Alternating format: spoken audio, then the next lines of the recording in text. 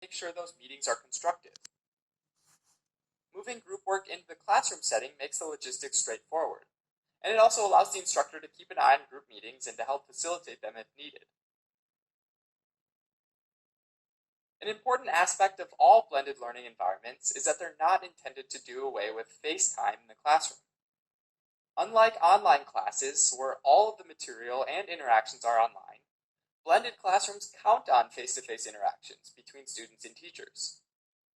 Instead of getting rid of these interactions, blended learning structures are intended to optimize them, moving the teacher from a passive sage on the stage who delivers didactic lectures to a large audience to a more active role as a guide on the side, who interacts one-on-one with students to help guide them in ways that might be impractical or impossible with a traditional teaching model.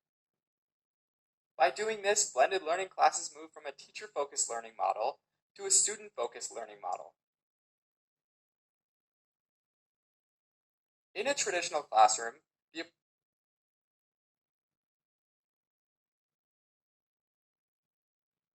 same day, and are tested on that material at the same time. And then they all move on to the next topic regardless of their individual exam performance or if they have gaps in their knowledge. Blended classrooms are flexible enough to allow the use of a mastery-based model, which acknowledges that not all students are going to get the material at the same time. Some students might need more time to understand a topic, while at other times those same students will speed ahead. By giving students as much time as they need on a topic, and letting them decide when they're ready to be tested, blended classes can help to ensure that students move forward only when they've shown that they can apply what they've learned with confidence. Blended learning, though, like any teaching approach, brings with it some important challenges. Because this approach depends on technical resources, they have to be affordable, reliable, and easy to use for both the students and the teachers. Oftentimes, there's also a learning curve that has to be navigated, especially for those that have never used technology in the classroom. Another challenge is making sure that the materials are being reliably and independently consumed by the students, and they're coming to class prepared. This can be incentivized by closely tying in-class work assignments to the content that's being delivered online, and can often be tracked with learning platforms. Finally, one of the biggest challenges to blended learning is that it really changes the role of the teacher to that of a coach, and puts students in the driver's seat of their own learning, teaching them how to think as well as what to learn. This shift is an important one, and requires buy-in from both the teacher and the student to be successful. When it's done right, though, blended learning can lead to a much more enjoyable and effective learning experience for both parties. Alright, so as a quick recap, blended learning combines online resources with in-person instruction. And one type of blended learning is the flipped classroom, where students consume their lecture resources at home and spend class time doing in-class activities. This allows the teacher to change from a passive sage on the stage to a more active guide on the side, facilitating a student-focused learning model.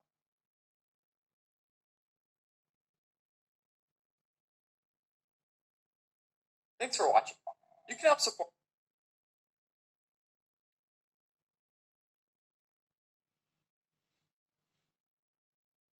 Okay, so now we learned we know now more about the blended learning. So it's an online resource plus an in-person instruction. It's like a flipped classroom. So I want to show you a sample. This is kindergarten of a sample of the class while they are at home. Topic today, I am going to teach you about animals.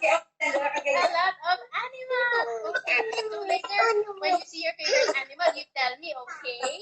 Okay. So for me to teach you about animals, we are going to go somewhere. Where are we going? We're going to go somewhere. But I don't want to walk, so we will ride a car, a yellow car. We're going to ride the car, okay? We are going to the zoo. Who wants to go to the zoo? Do you want to go to the zoo? Yes? Yes, let's go to the zoo. Okay,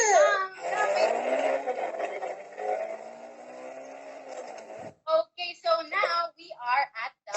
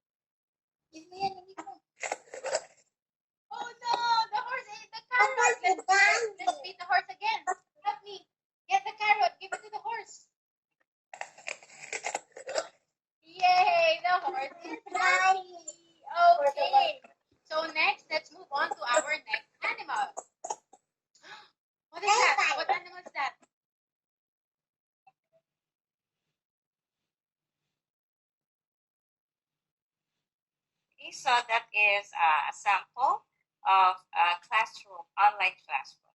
So for our online meetings, we will be using possibly Zoom or Google Classroom. Then here are the requirements for the next slide. The spec requirements. We have supported operating systems with Windows 10, Windows 8 or 8.1, Windows 7, Windows Vista with SP1 or later, Windows XP with SP3 or later, Mac OS X with Mac OS 10.9 or later. These are parang lower specs, right? Lower specs ng mga gadgets natin. Then we have for iOS and Android tablets, so you can use your cell phones on this. We have iOS 8 or later, and then Android 5X or later. Okay, for our, I think this is the bandwidth, recommended bandwidth, at least 2 to 2.5 Mbps, processor and RAM requirements, and processor single core, 1 gigahertz or higher, dual core, 2 gigahertz or higher, i3, i5, i7, or AMD equivalent with a RAM of 4 gigabytes. Okay, let's go to the next topic.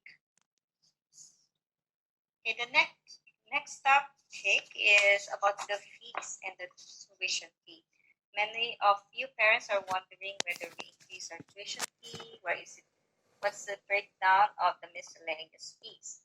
So I wanted to show you first this video. It's a video about the news taken from the 24 Horas news.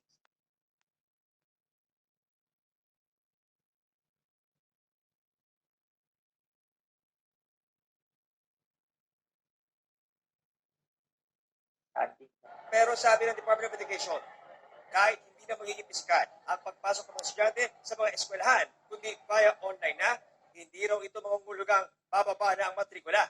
May mga nabawas na gastusin ang mga paaralan na magbibigay ng blended learning, pero may mga madadagdag din na mga gastusin ang mga paaralan.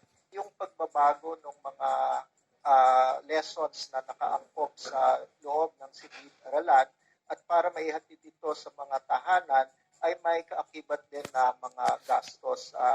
Yung mga aklat, mga activities na mga kailangang ng mga bata para mag-aral ay iba yung forma sa paghahatid nito kung dito sa loob ng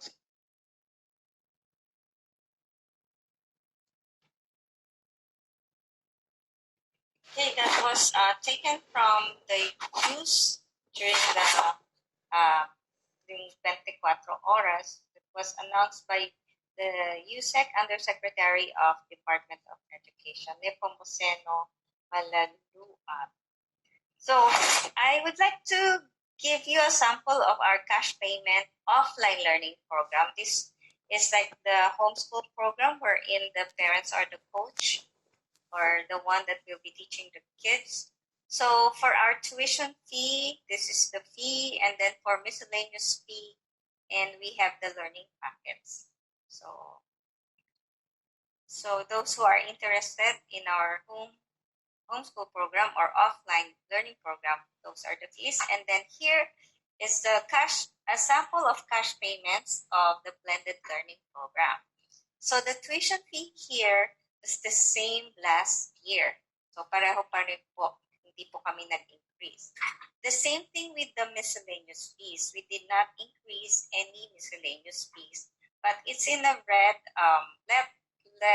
numbers. So on my next slide, I will be giving you the breakdown of where we will put the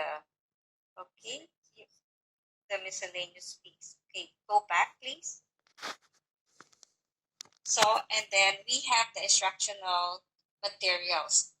Here, because especially the books, it is the publishing companies increased their their cost, the cost of the books. So we are only increasing 300 pesos for this. This instructional materials means it's an online plus kasama yung mga books or what they call that, worksheets. So those are paper. So online and a book. Okay, so for the explanation for miscellaneous fees, ito po yung breakdown. So if you see example